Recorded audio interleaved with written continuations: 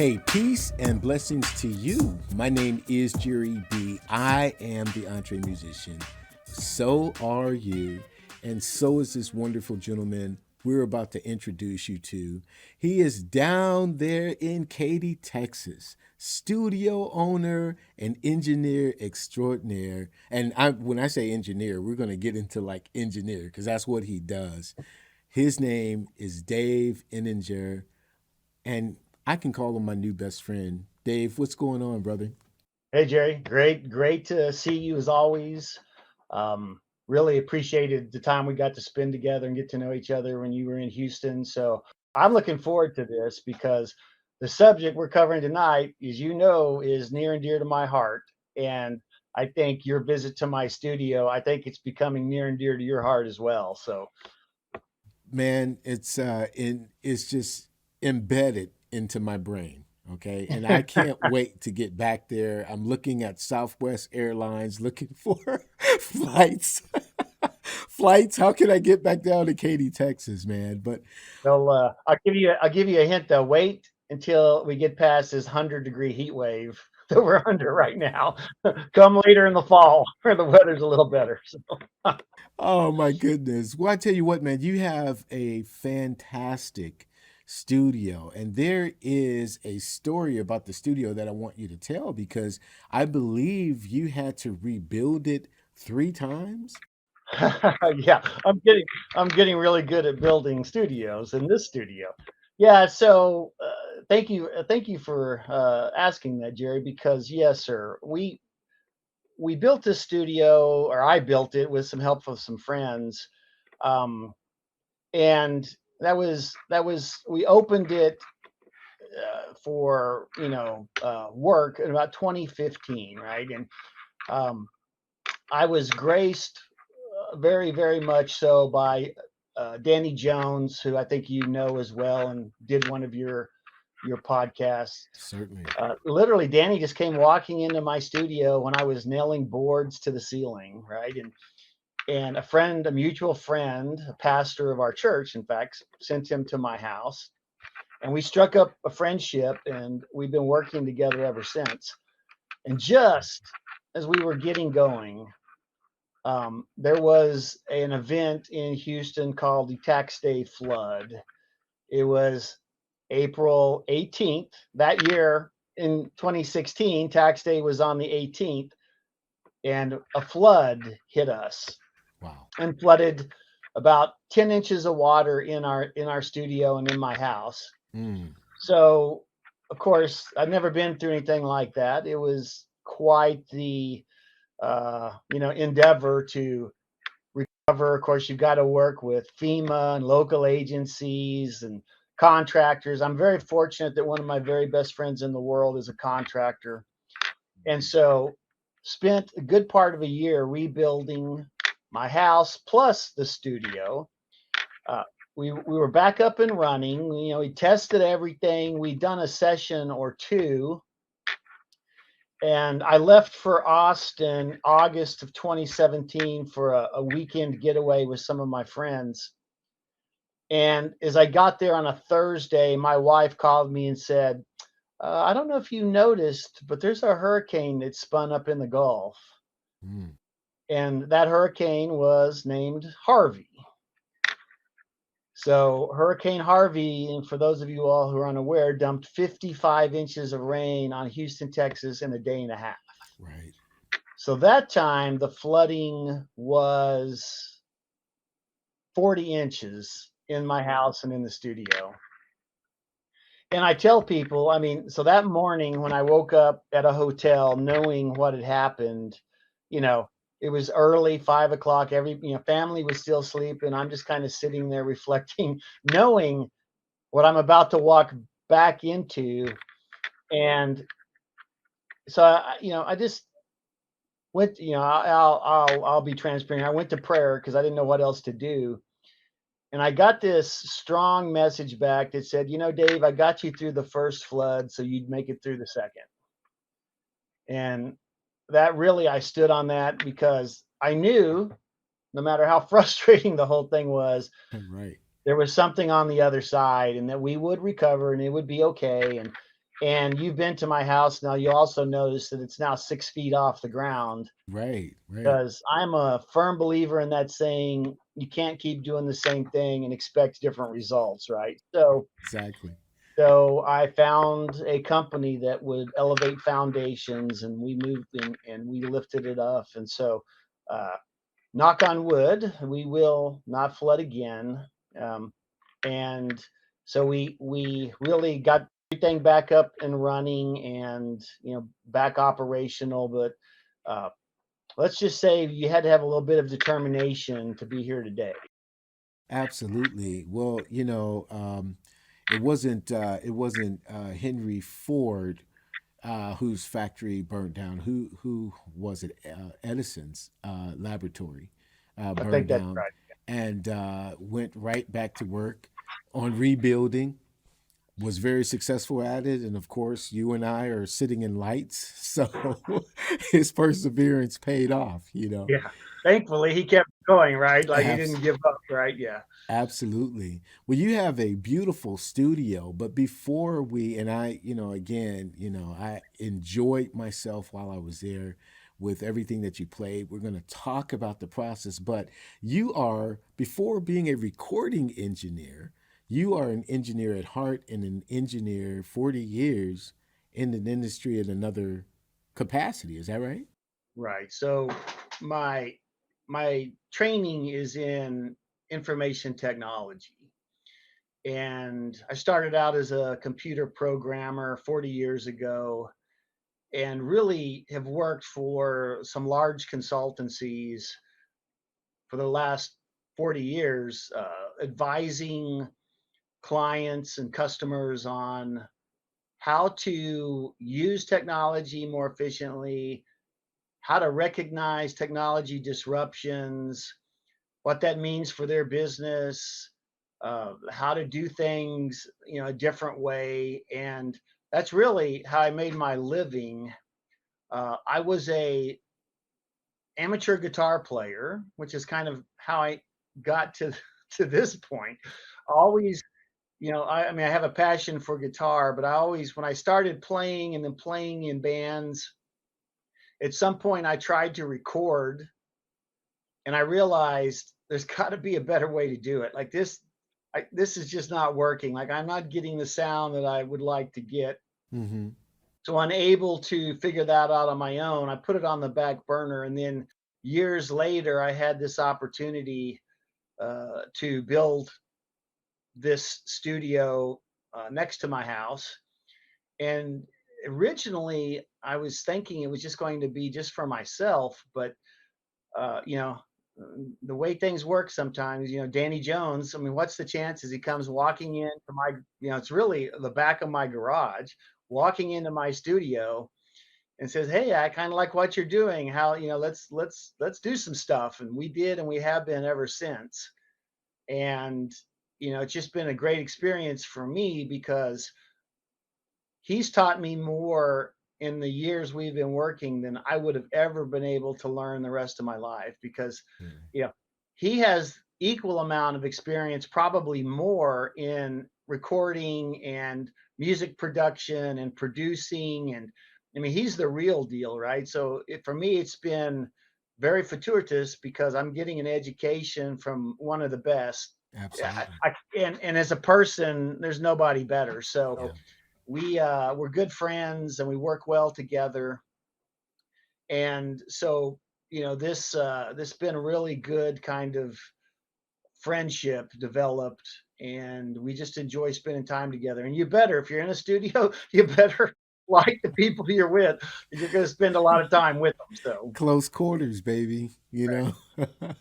No, that's wonderful. But with respect to one thing that you said about the first time that you tried to record, where was the technology at during that time? Were you still on 2-inch reels, or had you moved into correct. computers?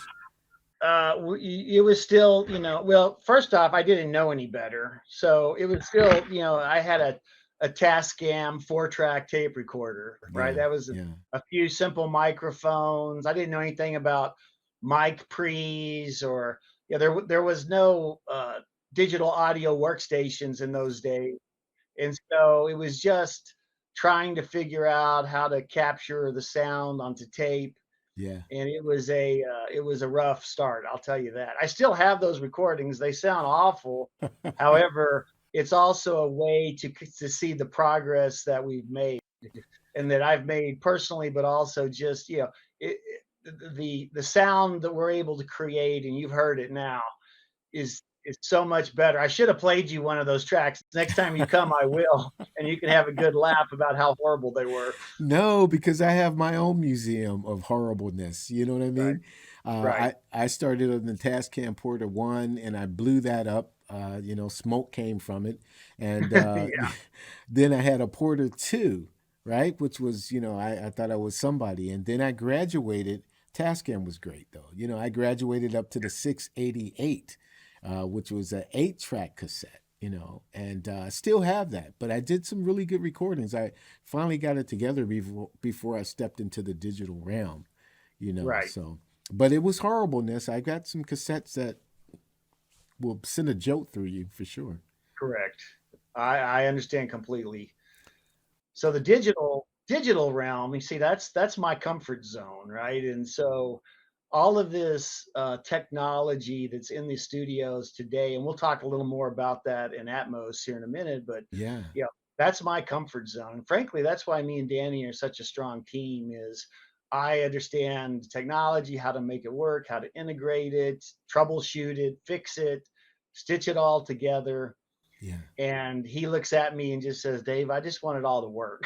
You're right. I'm like, yes, sir. Me too. So I'll keep at it till we figure it out. So, Absolutely.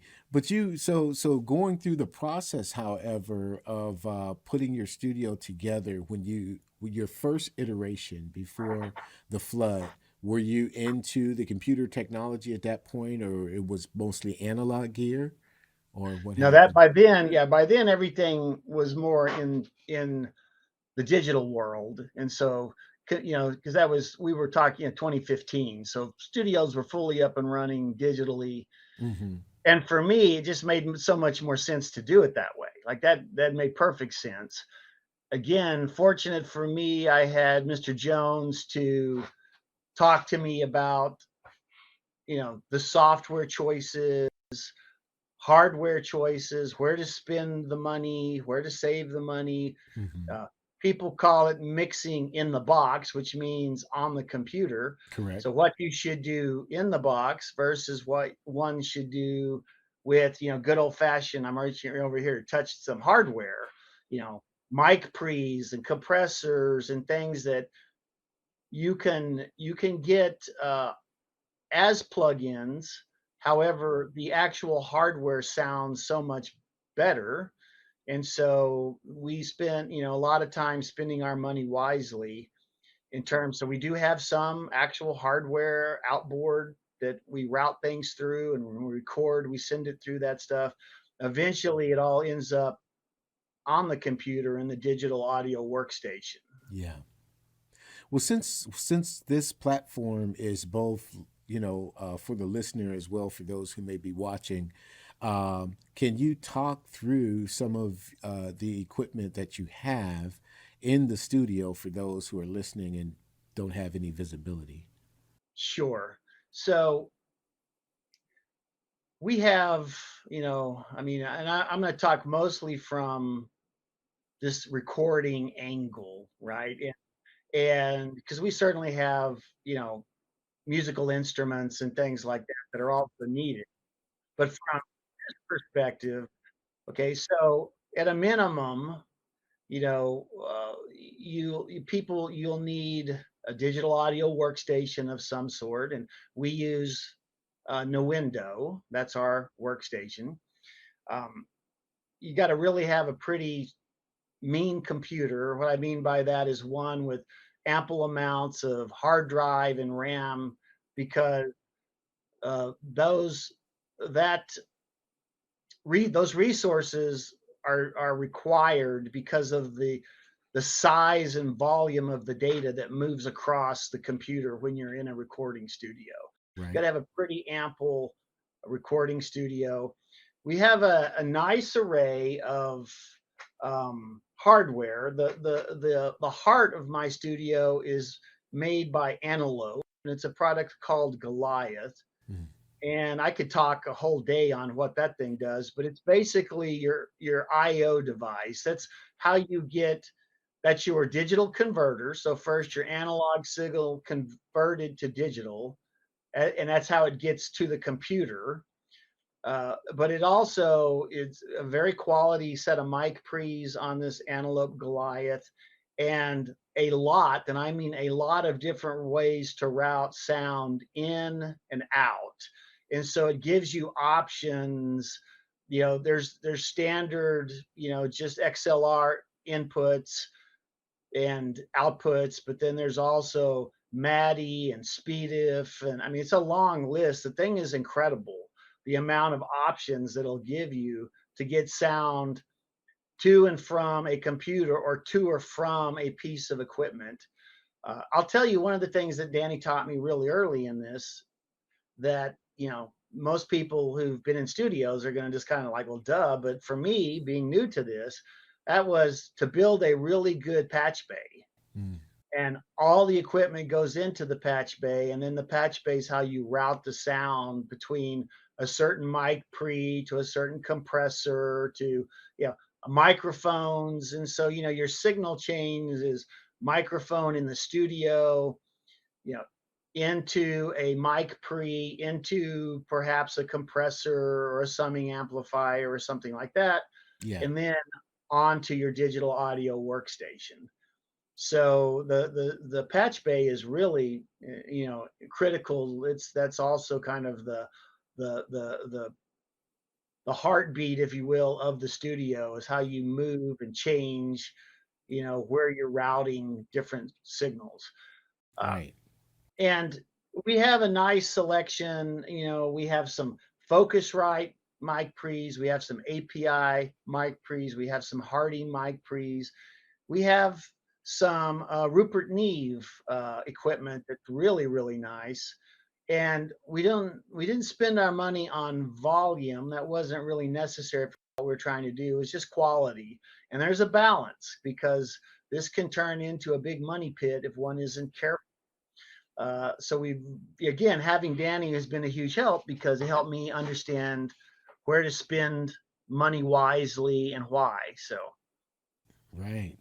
No, that I understand that. Now, tell me, because you are an engineer and there have been war stories between different recording studios, engineers, and techies, if you would forgive my description.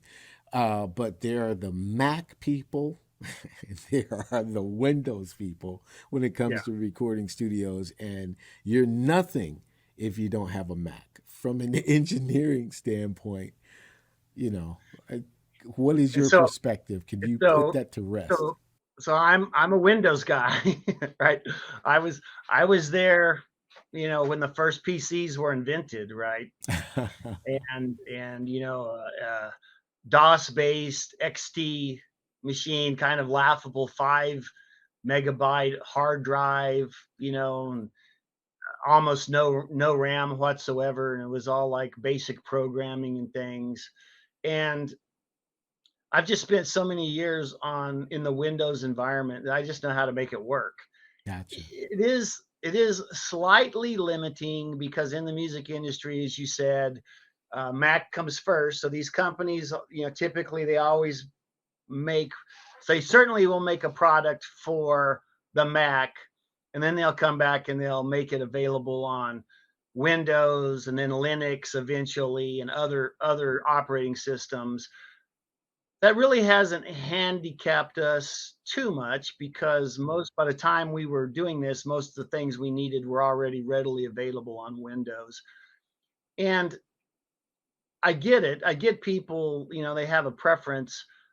Uh, but also, I mean, the Windows equipment is more readily available and more affordable. Now, nothing wrong with the quality of Macs.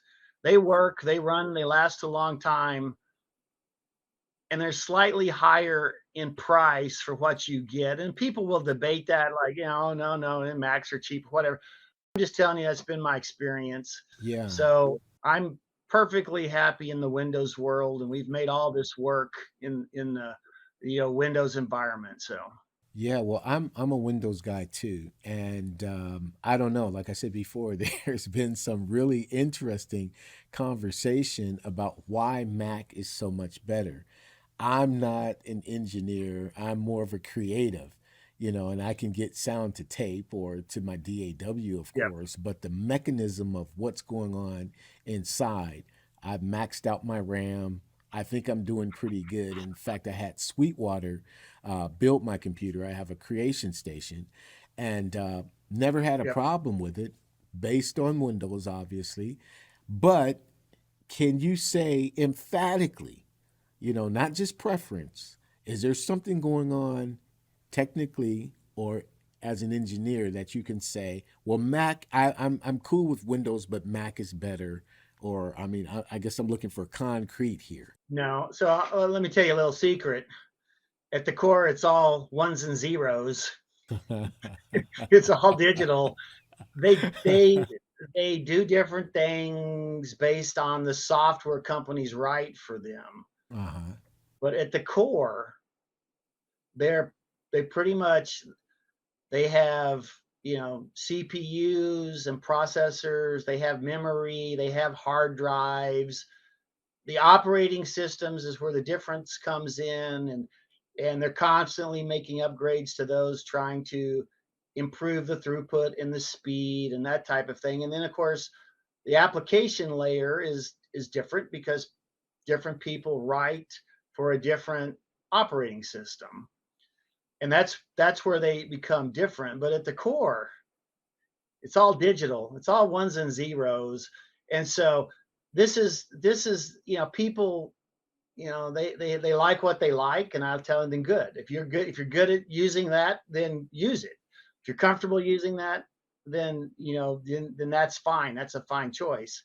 So sometimes I think people close-minded about that. I would use Apple products, except I know how to fix the Windows stuff and troubleshoot it. It's intuitive to me. So if I were to go over to an Apple platform, I would be frustrated a bit. But I'll tell you something also I believe in. If there was a compelling reason, like some product that I needed that was only available on Apple, then I would make it happen because, frankly, in my larger career, I've used Unix machines and Linux machines. I started on MVS, which was the operating system for mainframe computers. So, and I've always said, let the application drive the hardware, not the other way around. Right, right. People sometimes will make a mistake. They'll go out and buy a certain computer and then say, what can I run on this? Versus what is it I'm trying to do? And what computer will run it? There Right. you So go. that's the way to think about it. That's excellent. Absolutely excellent. So I'm going to ask you an entrepreneurial question because, this is the Entre Musician. And being that you run a recording studio and you have clients, for the young engineer who's sitting out there who's just starting in the field of being a studio owner and wants to do this as a business, what are the quick do's and don'ts that you would tell him or her so that they would position themselves for success? Well, the Well, the first first thing thing I'd I'd say, say, don't don't do do it. it. No, just kidding. So Jerry. So again, I'm relatively new to this music industry, Mm, and I can tell you, I see a lot of people struggling to make a fair living, right? And the way I'm learning more, I tend to be kind of shocked by how the people who are making the content, right? The creatives, the musicians, the studios, the engineers, I mean, they're kind of the people creating, you know, the content are benefiting from that the least. Correct. And that's got to change, right? Yeah. That's got to change. Now, someone thinking about getting into this and building up a studio, a lot of people, there's a lot of capability. A lot of people do things in home studios, which is a good way to start. I would say, um, you know, phone a friend, like find somebody like Dave that can help you, coach you, mentor you. I started this by saying I had Danny Jones, right? I mean, Not I had a everybody gets that type of I shot. had a huge advantage. Right. So, and I'm also kind of person that's willing to share, but spend your money wisely, um, and and talk to people and understand like really where should I start. So I would say obviously the digital audio workstation is important. A few good microphones, some really quality mic pre's, Yeah. right? Maybe one really good compressor. Spend your money on quality items versus quantity of things. That's a relatively good, a nice set of speaker stereo, or I'm sorry, studio monitors. That's a reasonably good place to start and won't break the bank. Yeah. One of the things that, again, having to learn all this that I didn't understand is all that equipment in the wrong room will kill you. So the treatment, dimensions, what you do to the room is critically important. If you look behind me, you're going to see it almost looks like artwork, Yeah. but that is actually a what they call a diffusion system, and it's 4 panels. It's a mathematical equation for optimal diffusion of sound. And Danny, had been sitting on this for years, always wanting to make it. He found an engineer, out on the internet who had this design. And me being, one of my hobbies is construction and I build stuff. So I just built those panels according to his mathematical equation, and what a difference it makes. But learning about diffusion, absorption, bass traps, room treatment, that's all, again, I had an advantage, but it's all things that you're going to have to consider when you start talking about, trying to create. It's one thing to have a home studio and to learn the craft, but when you're starting to try to really make records, Yeah. the room that you're mixing that record in, makes all the difference in the world. Right. So the treatment, the diffusion, the absorption, the bass traps, all of that stuff makes a huge difference. What about dealing with clientels, like booking sessions, and who is coming into the studio and why? I'll tell you this from my perspective, and then I'd love to hear yours because I have Sure. a business partner right on the edge of town who owns a building and he has the studio and whatnot. And one of the first things we began discussing was, the type of clientele we wanted to serve. We both are Christ followers, and it was important that our values and our principles, and some people would say, well, that's not helping you monetarily. I mean, you're picking and choosing when you should just have a sign a sign on the door, and a phone number. But we decided that we did not want to run that business that way. Right. Do you have any, perspectives as to who you will record and who you want, or you just, hey, it's in the digital yellow pages and the person can call and book time at across the road? Right. Well, first off, so we are a private studio. So I have yet to take anybody who just kind of walk up off the street. Gotcha. And that's because this is at my house Yeah. basically. Yeah. So and I have a family, wife, grandchildren, children, things to consider in this equation. And I understand exactly where you're coming from. I'll say it like this: the kingdom of God is for everybody, right? And the gospel is for everybody. So I will, I've had a lot of different interesting folks in my studio, all kinds of backgrounds. Um, and that's in my professional work plus what I'm doing here now in this profession. Um, it's open to all. I mean, and I try to walk that walk. Uh, Now, if there's something that is going on that I would disagree with, I'll say it too, right? But that has really yet to happen. So I try to be a good example for people, and certainly there's been times I've witnessed to people in my studio about that walk. The story I told you, about the flood, right? I was very transparent. It was really God that got me through that, right? Mhm. But this studio is open to all. Doesn't mean they all want to work with me or work with Danny. Yeah. So and we've been blessed in that the people that have come to us, they've come to us with a purpose, and it's been, I have yet to have a reason to turn anybody away. Hmm. Hmm. That's very good. Well, I appreciate you sharing that perspective without fail, definitely.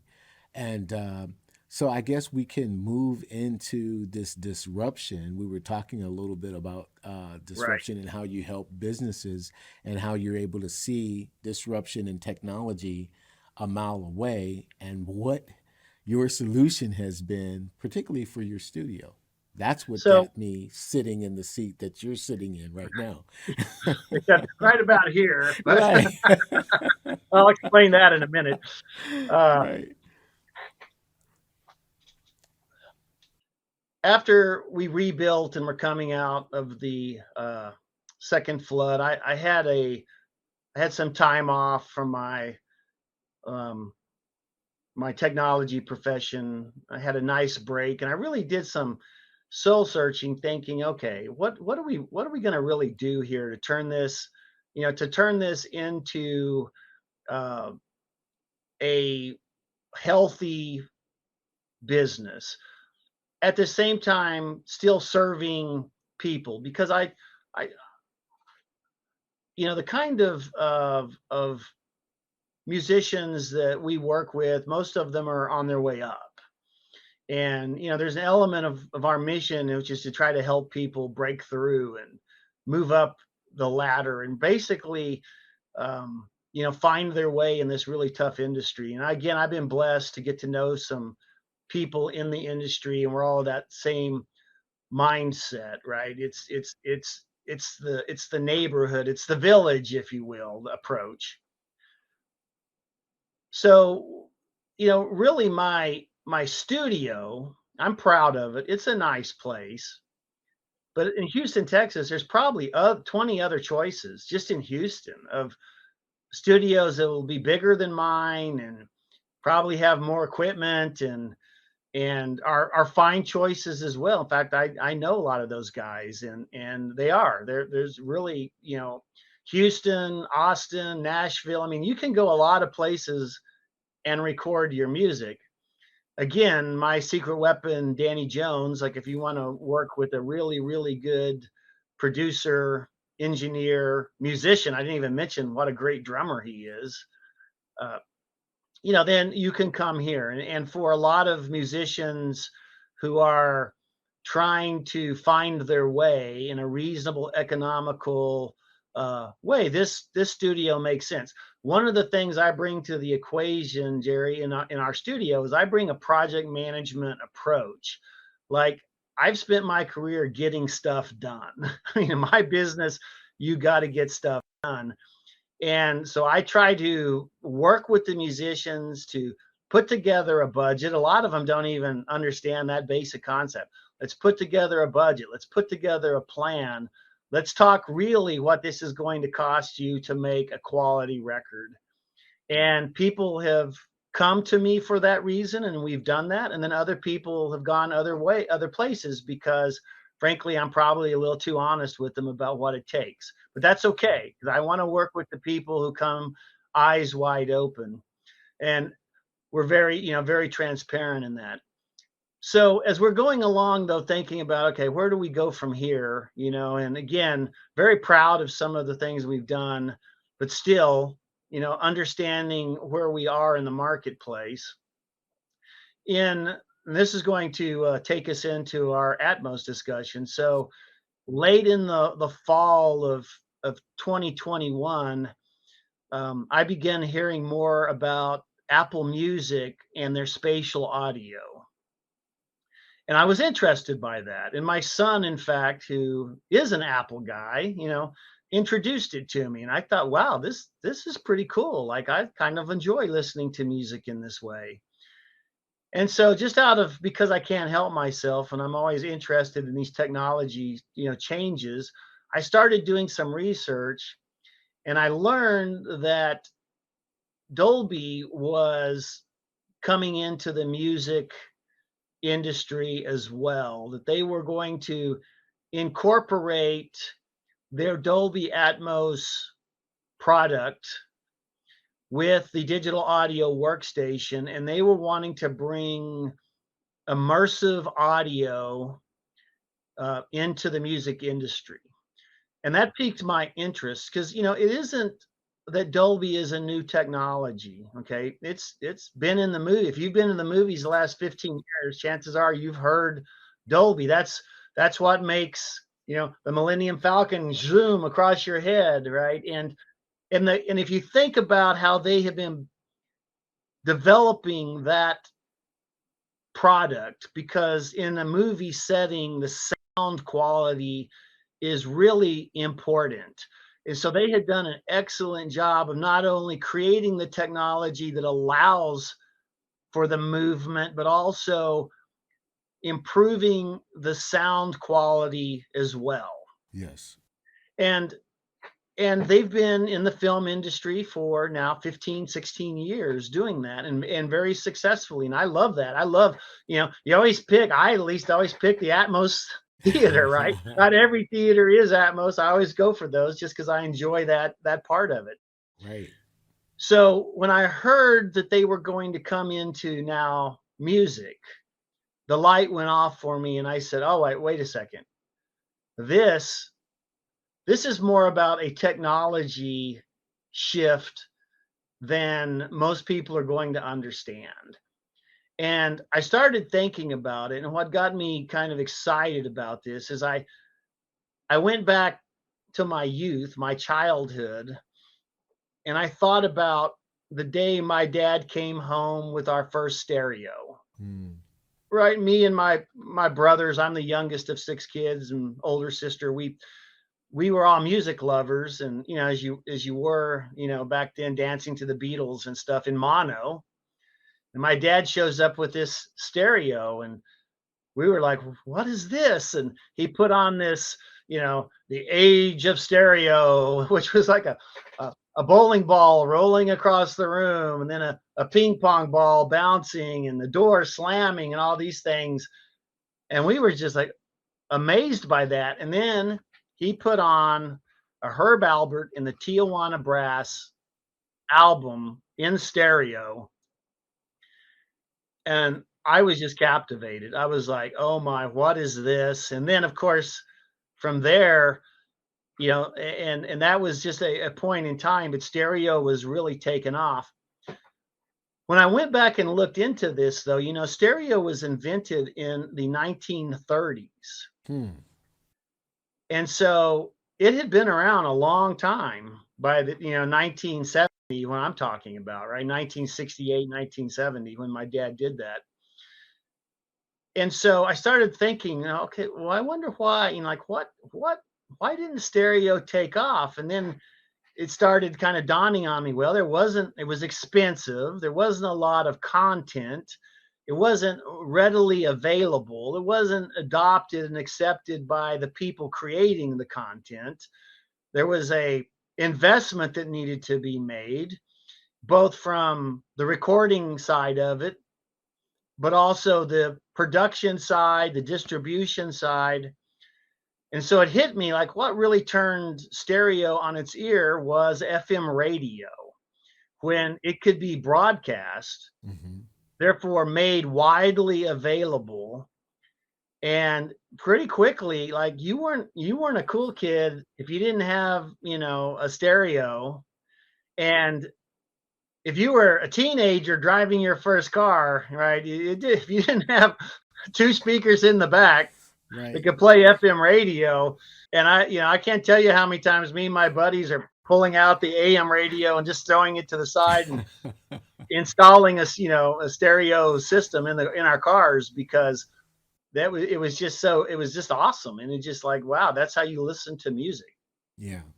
So when I think about that, and I thought about what I had heard in the movie theaters with Atmos, and then what I heard the spatial audio that Apple was producing, I said, all right, I'm going to figure this out, because Mhm. that would be something that would distinguish our studio. Like if we could become really good at mixing Dolby Atmos, that would be an advantage, an early adopter advantage. And that's something that people, I now have clients on the West Coast in, other countries, because they'd send me their tracks, and we mix it in Atmos, and then also it has to be mastered. So we use Coast Mastering. They're really an awesome Atmos. I mean, they do all kinds of audio mastering, but they do Atmos mastering. They're kind of pioneering that. Um, so it.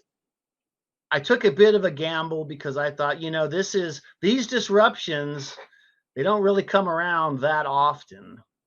And technology disruptions are seldom nice, neat, well planned things.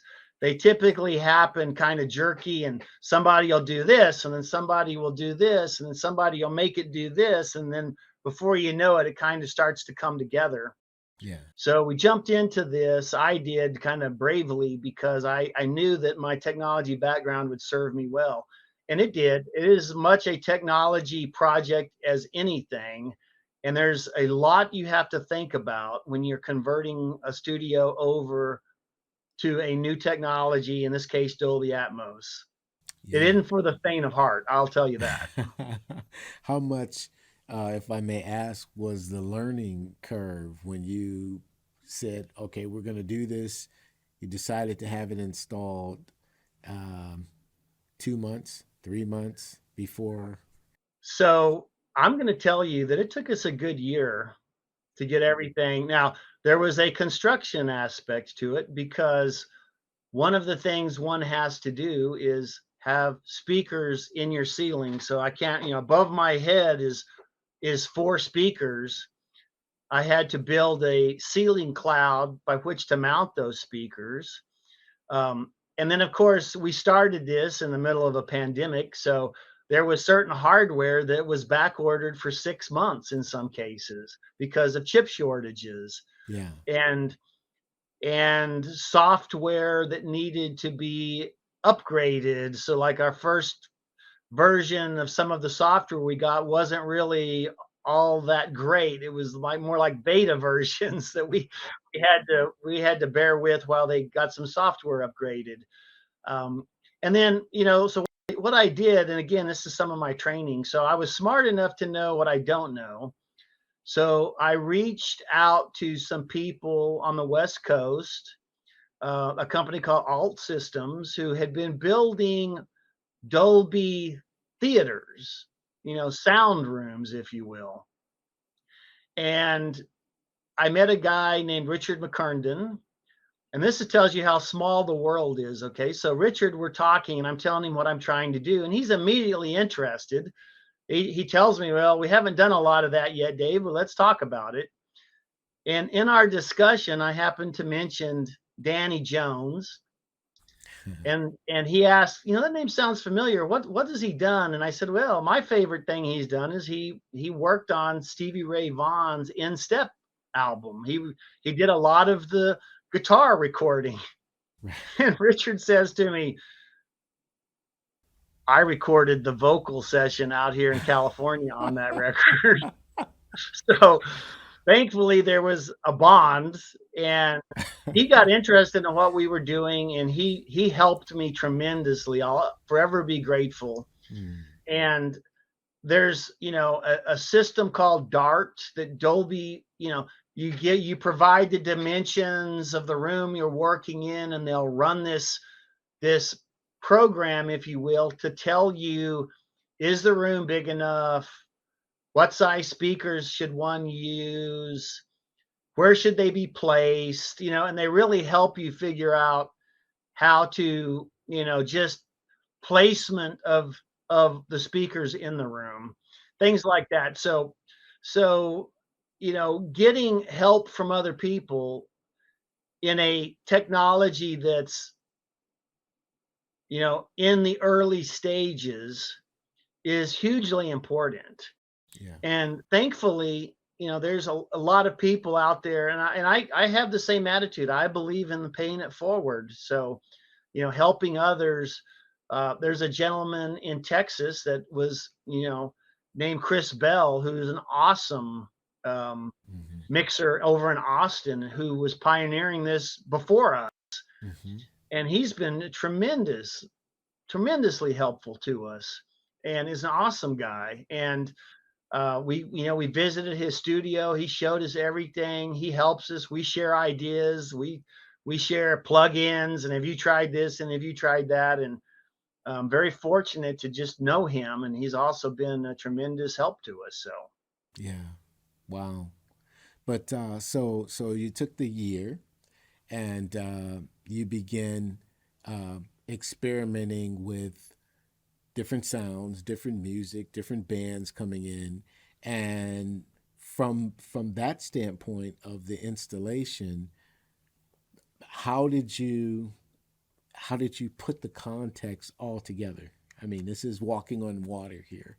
So, well, again, my training is all about software and hardware implementation, integration, testing, figuring out how to make things work. So I applied the stuff I've been doing for 40 years to myself.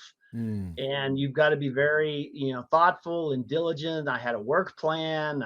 We did testing, all kinds of testing on with different sounds.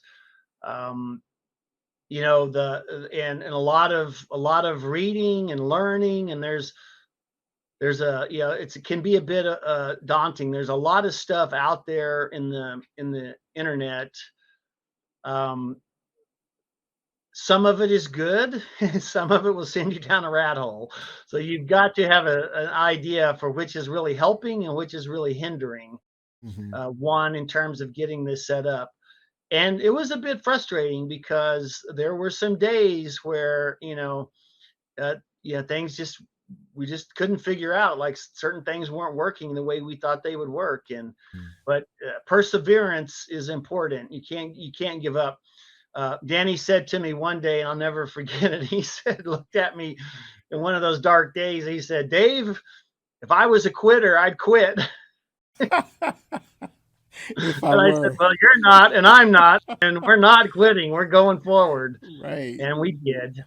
So, and it's paid off. I mean, you've heard the end result of that. So Absolutely. So the question is now, I know you've had sessions, recording sessions since I've left Houston to return to Ohio. Are right. those Atmos sessions, or is there a way that you can go back and just have a normal stereo session after hearing that? Well, absolutely all the above. Okay, so let me tackle that in a couple ways. Yeah. So first off, let's talk about, going back in the Wayback Machine, right?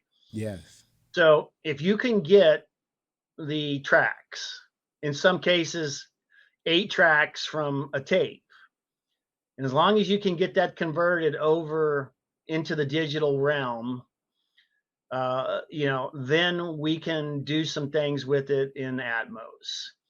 So you're remixing, really, is what you're doing. And so if you have a good stereo mix, then you've gone a long way to having a good Atmos mix. We are just going to make it better. Mm. And so, we've been very successful taking some things that are, in some cases 40 years old, and mixing those in Atmos, and they sound great. Doesn't Amazing. hurt that they sounded great already. Right. But just, what, and you've heard this, and Yes.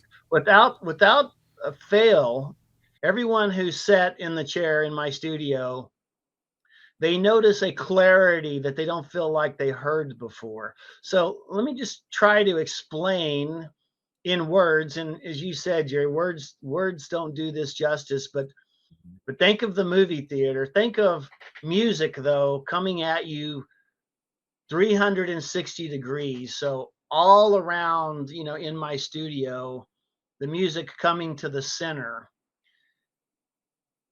And it doesn't just come from the edge. Also, this is the immersive nature of it. And I give credit to Dolby for pioneering and figuring this out.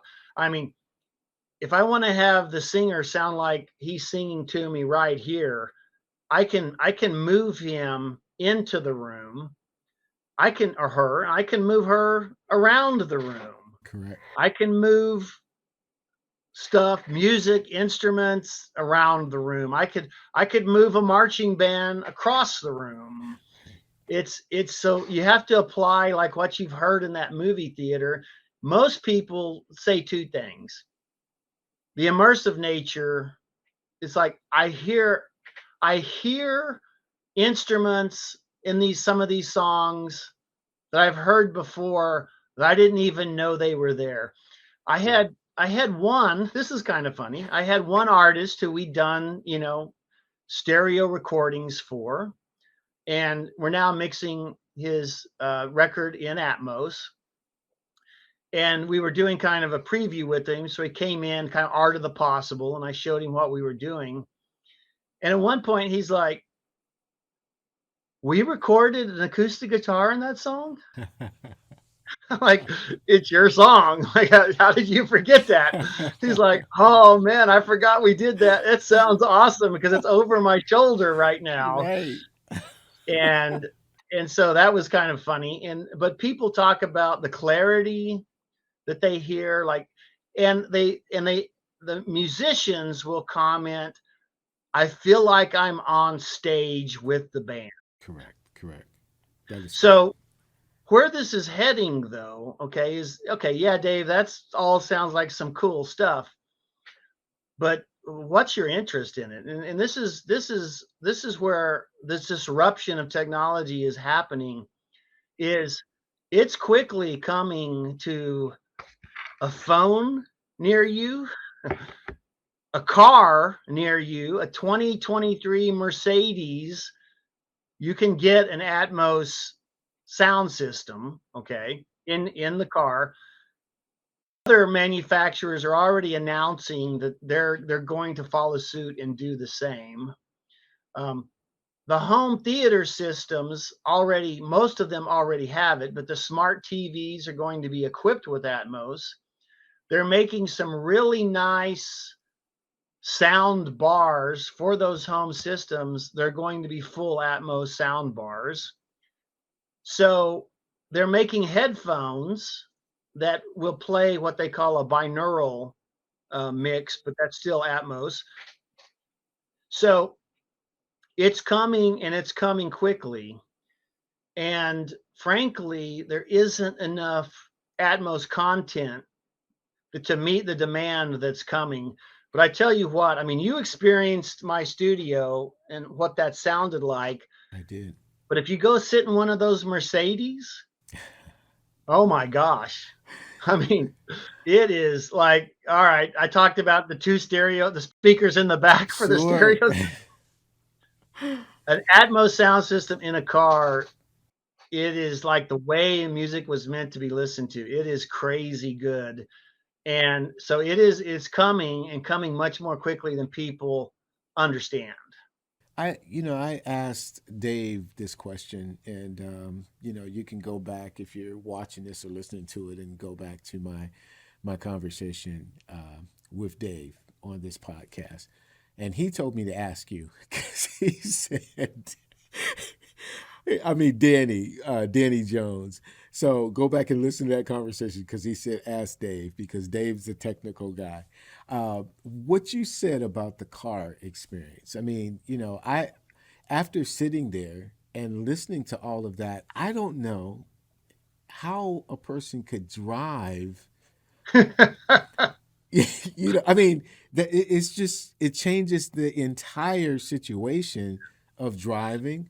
I thought the family theater, the home theater is going to change, and if you're in another part of the house, because generally you could just move around your house, the music is on somewhere, but it's going to really affect the way you listen to music because I don't think that too many people are going to want to move from that sweet spot that they found. Right. So it's going to be interesting. So I didn't even touch on the fact that it's also coming to live performances. Gee, So man. Santana has already done a live Atmos performance. And I believe there's other people. I'm not 100% sure he was first, but I know in Vegas that he has done an Atmos live performance. And I heard nothing but rave reviews about it.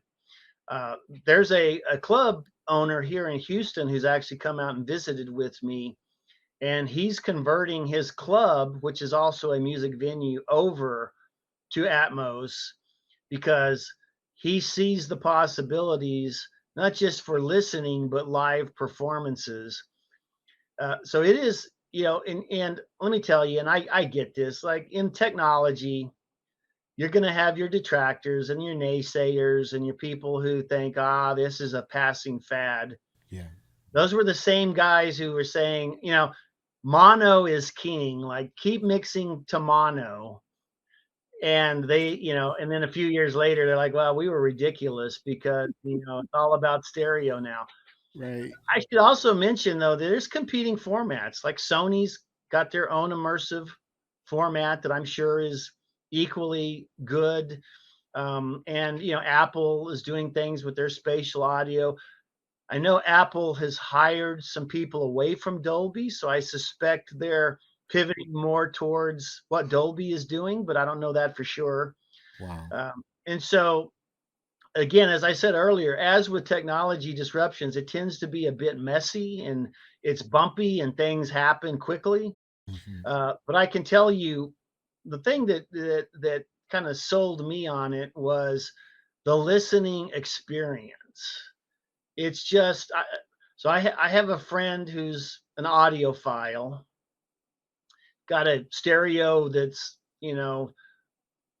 way too expensive for most people, and he spent years developing this stereo system, trying to get that kind of optimum live sounding stereo performance. He only play high resolution recordings, and he's a little bit an audiophile, right? A little bit. And so he was very hesitant to come listen to my studio because Atmos is still being recorded at a lesser rate. And he even joked like, "Oh, David, it's going to hurt my ears, but okay, I'll come have a listen just to placate you." And then when he was done listening, he was almost in tears. And he looked at me and said, "Oh my gosh, how am I going to tell my wife that I got to add all these all these new speakers?" And he's like, "I've been chasing the wrong thing, Dave. God. This is ultimately like how he always wanted to hear that stereo music, Wow. immersed, felt like he was on the stage in the music. That's really what it does. Yeah. And as you've heard, I mean, you tell me, you tell your audience, Jiminy. you sat in the chair right here, Right there. and I played you some stuff. Right. What was your impression? I was on the stage. The trombone section was right here. The drummer Yeah. was right here. The bass player was right here. I mean, I was surrounded by all of these people. And never, and these were songs, you played songs that I've been listening to most of my life, which was kind of frustrating because, like the guy who recorded his own acoustic guitar and didn't know it was in the mix, I mean, I just felt like, wow, I've been hearing that song since I was a little kid. Never heard the purity of the background vocals, the way they just Right. stand out. It's absolutely amazing. But that leads me to a couple more questions. I don't want to keep you too long, but I have to ask you then, with respect to, because you can describe around us. I'm thinking you have the three speakers in front of you, but you have four on top of you, right? Four on Right. top and four in back, plus the subwoofer, correct? Right. Right. Now, so So are there different configurations so that when you talked about the sound bar, smart TVs, having them, is everyone, in their home theater going to have to build that sound ceiling, that ceiling cloud? good question. Good question. So let me explain the Atmos format that I have, and then I'll tell you some really cool things about the Atmos technology. So this studio is a 7.4.1 setup, and you're right. I have three speakers across the front, two in the back, and two to the side. And so at the horizontal circle that surrounds me, there's seven speakers. That's kind of the minimum amount that one needs to do what we're trying to do. Four in the ceiling, and then the one is the subwoofer. So 7.4.1, seven horizontally, four in the ceiling, and then one subwoofer. They are all exactly equidistant from that center point where I set you, Gotcha. so that the music coming from them will hit that spot as near simultaneously as you could possibly make it. And that's so when we're in here mixing the music, we understand what reverbs and delays and things are doing in the mix. So that's awfully important for the Atmos mixing process, that it's set up that way. Now, the Atmos listening is going to be a bit different because the Atmos technology, first off, it has data that goes along with it. It more or less understands what I'm being played on. So if you're playing an Atmos track and it's like, oh, this is stereo, it will present itself as a stereo mix. Hmm. If Interesting.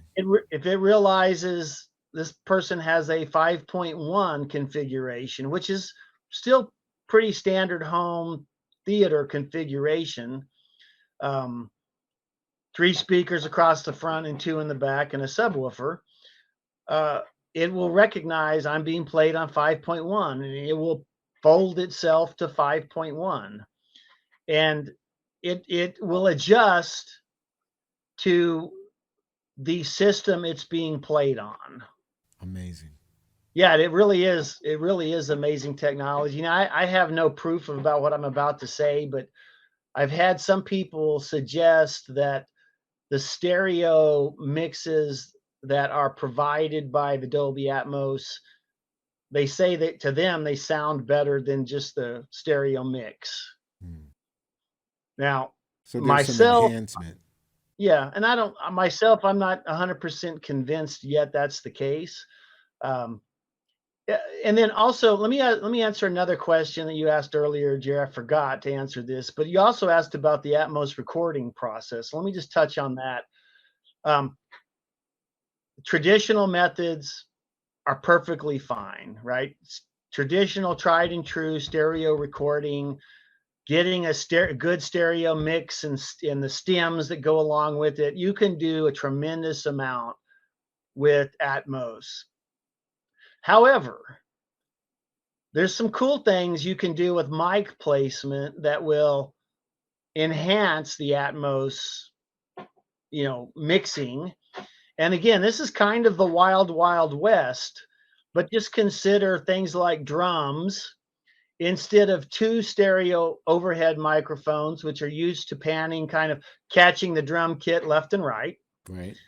imagine placing four of them, you know, slightly, to the back of the drum kit, slightly forward of the drum kit, and then perhaps using those up in the ceiling, uh, and then room placement of guitars. Like you could place, you got your mic right up against that amp, which is traditionally what we do, but place a microphone across the room, and then use that to create a really natural reverb.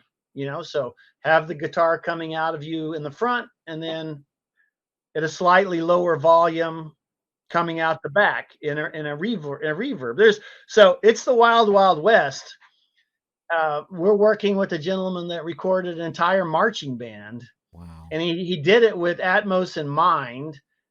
And he was like, I'm not really sure where to put these microphones, so I'm going to put them everywhere. And that's what he did. And it's awesome because we're very, very early stages of that project, but there's a lot to choose from. I'll tell you that. So he was, again, he was forward thinking, and he put mics, low and high and left and right and in front of the band and behind the band, and each section of the band. And I actually think that's going to sound awesome. I think we're going to be able to do a lot with that. So one final question, one and a half final questions. The Sure. first would be, after blowing my mind with that, like what is next? I mean, is there anything that you can see 30 years from now that's going to come along and they're going to go, oh, yeah, that Dolby Atmos, that was mono. Yeah, some guy's going to be telling the story like I'm telling it. Yeah, man, those guys who stuck with Atmos, man, they're just. And I suspect, well, that again, think about the technology disruptions that have already happened in the music industry, right? So if you think, we talked about mono to stereo, right? That's kind of a music format disruption. But I tell people, like, I remember my brother gave me for Christmas an 8-track tape, Mhm. right? It was Three Dog Night, and I was in first grade, and he had an 8-track player in his car, and that meant mobility. Like, wow, I could take my music and go drive around with my brother. I thought that was awesome. And then cassette tapes came. What could you do? You Walkman. could make a mixtape, That's right? right. Like, and so it was my music, like the stuff I liked, could go Right. on that tape. And then, digital became a thing. CDs, right? I mean, that was a big thing. And then for 20 years, I mean, people bought CDs, played CDs, CD players came into all the cars. It was first like a non-standard option, but 3 or 4 years later, every car had a CD player. Exactly. This day, cars still. Yeah, well, there's a few of them do, but you're right. And what have they been replaced with? Streaming capabilities, Exactly. right? You got to make sure Bluetooth is a thing, and that That's you right. can let people connect their phone, to the car, and the phones have become car players. So I have no doubt that something else will come along. Yeah. I think this will, these technologies, like I said, it's not like overnight and the whole thing is going to change, because even CDs, you can still buy CDs. I mean, you can still buy vinyl albums. I'm one of the weird guys who still buys vinyl because I still like listening to vinyl. Yeah, man. So I have no doubt there'll be something that comes after Dolby. I think Dolby, the company, will continue to, um, you know, pioneer, continue to innovate their product, offer new things. They, and I think that I think the idea of immersive audio is here to stay. I think it will only just get better, and there'll be more ways that it's presented on more devices, in more places, in more venues. live performances, all kinds of different things are coming where immersive audio is going to be a part of it. And probably 15 years from now, you won't imagine, like, and I honestly, I'll be full transparent here. When because we still do a lot of stereo stuff. And when I flip my system back to stereo, I have to adjust my expectations in my ears because I'm like, okay, now I'm back to stereo, ho hum. Uh, Right. I'm almost sure of that. So, before I let you go here, I have to ask you the absolute most important question of the evening. I mean, it's more sure. important than Dolby. It's more important than what type of gear you're running and software and your DAW. It's more important than Apple and Mac.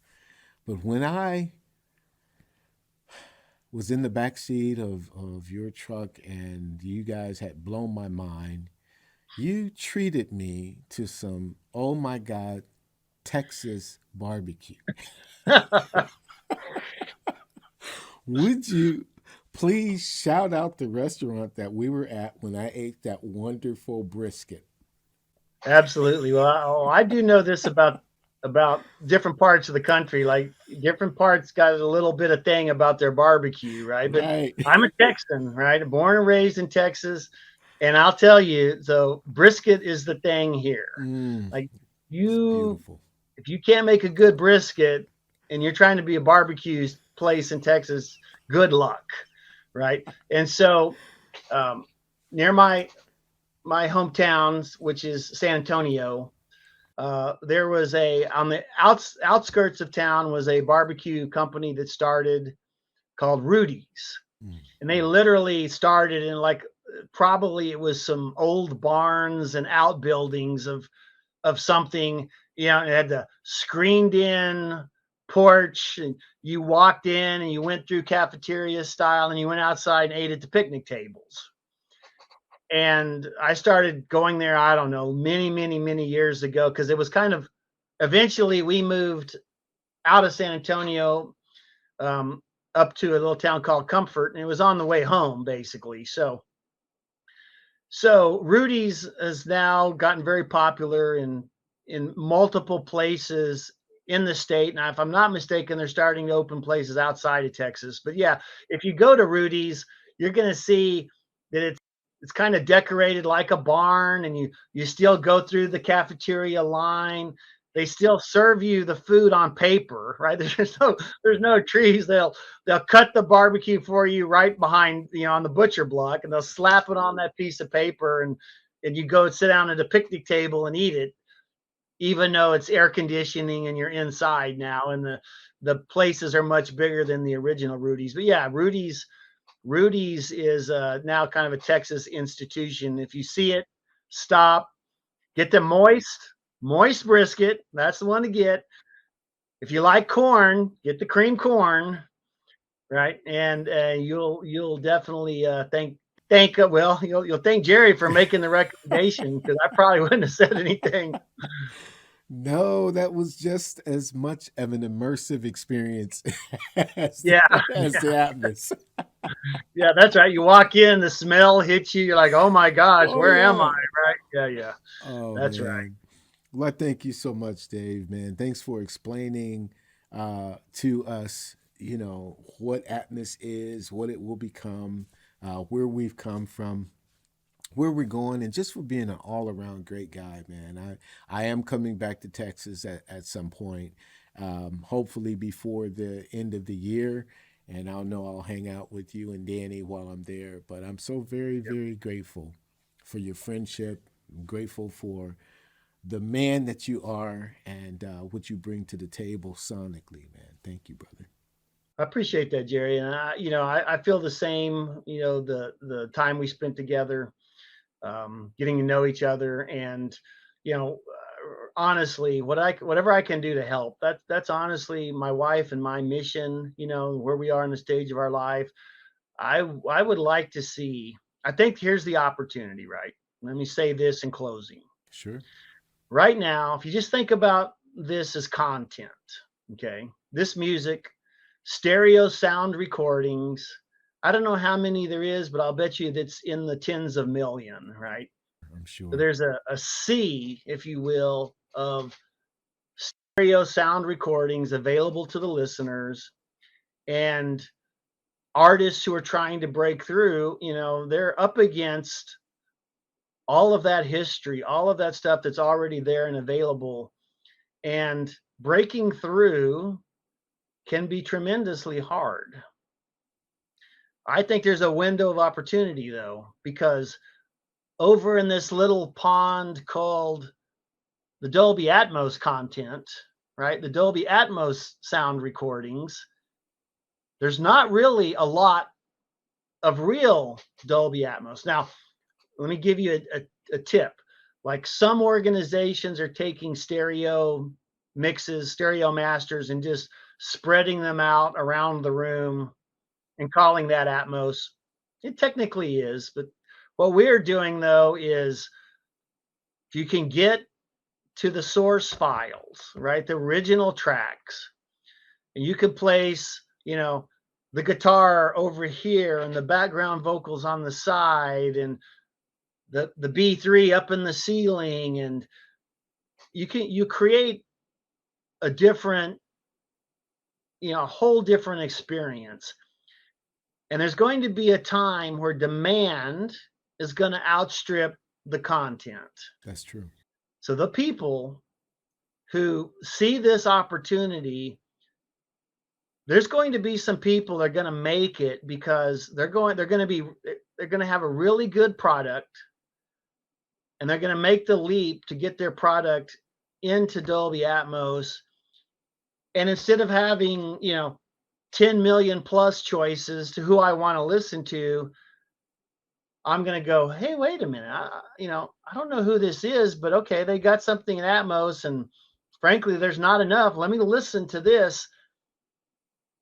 That opportunity is probably not going to come again in our lifetime to be able to address a burgeoning market where content has not yet developed.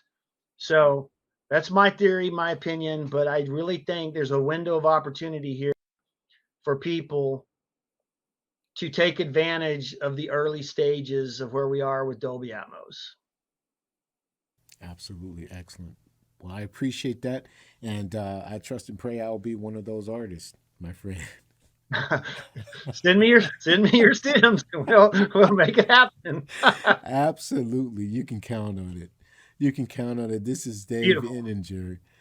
Dave is from Across the Road Studios, Across the Road Productions. You can reach him at acrosstheroad.net. Very easy to get to his website, and there's a little tour of the studio in there. Of course, I don't think there's any stems that you can hear from the website for Dolby Atmos, but I'm sure they'll be working on it, right? I don't know what people would listen to it on at this point. So. That's true. That's true as well. But all around great guy.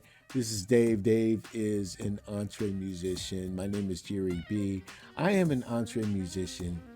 I want you to go to the EntreMusician.com, join our community. Don't forget to order our best-selling book. It's called The Path of the EntreMusician, 9 Keys to Unlock Your Mindset, Discipline, and Focus. Gotta do it. You heard Dave talk about perseverance. It's mindset, discipline, and focus on steroids. So peace and blessings to you. We look forward to seeing you next time. God bless.